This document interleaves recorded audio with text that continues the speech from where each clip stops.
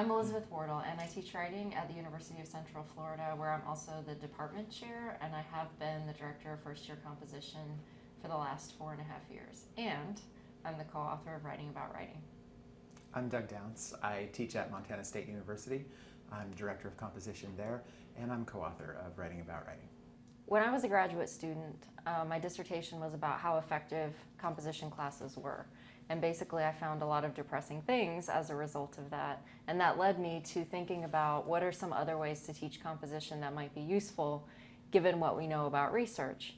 And I had no intention at that point of ever writing a textbook, but one of the things that happened is that Doug and I met, we started talking about ways to teach composition from the research.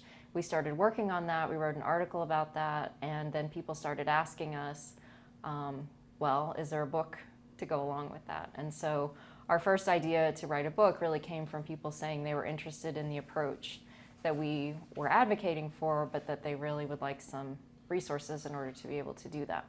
I got interested in writing about writing back when I was looking around for dissertation projects, and I was really interested in composition pedagogy, and I was just thinking about the distance you sometimes get between what it seems like you want the course to do and what it actually winds up doing, and realizing that much of the problem was that we know all of this stuff about writing. We have all of this research that tells us quite a bit about what it is to experience writing, what it is to actually get it done. But so much of that knowledge we never actually teach in our courses. And I started wondering what would happen if you just taught what we know, which I had never seen really happen in a writing course. I met Elizabeth as she was working on kind of a different part of the same project at the same time, and we started thinking about, well, we should write about teaching this, but then it's going to be really hard for a lot of people to teach unless there's a textbook for it. And we thought that maybe we would try and get writing scholars to talk to students about just what their scholarship says. But as we thought more about it, we thought, no, just show the scholarship itself. It'll be a little challenging for students to read very often, but there's real value in that. That's part of the whole writing about writing approach. So that kind of led us to the idea of a textbook that was an anthology of writing research that was set up suitable for freshman composition courses. So it's really sort of, I think, a foundational assumption that as a field we know some things about writing that we should be acting out of, and that we should have a course in which students learn some of the concepts about writing that we've learned about as a field.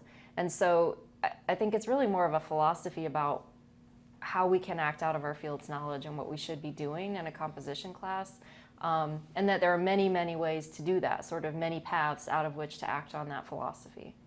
Writing about writing is using existing research on writing and using existing questions about writing as the main subject of a writing course. So instead of writing about, say, the environment or writing about social justice issues, those can all be pretty important to think about.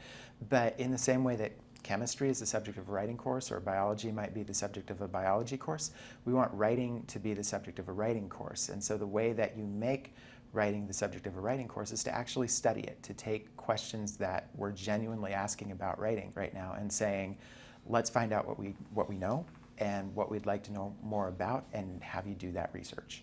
I think Doug and I have always been surprised by the response to first the idea that writing studies should be the core of a composition class, and then also to our attempts to put together a book that acted on that.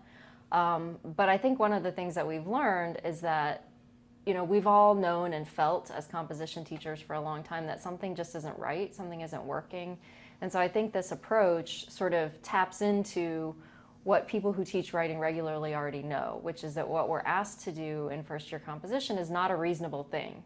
You know, we're being asked to inoculate students so that they write well for all settings forever. And anyone who's ever taught writing or tried to write knows that that's just not a thing that can happen.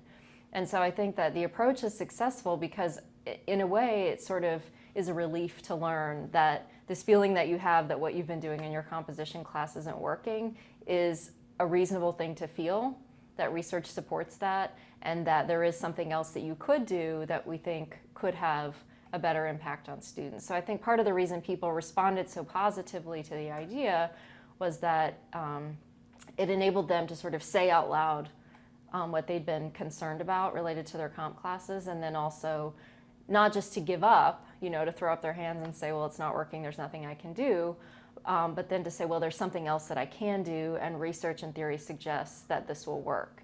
And then I think one of the reasons the book has been successful is that it really scaffolds very carefully how to do this thing with students, because what we're saying is that students can learn these difficult thresholds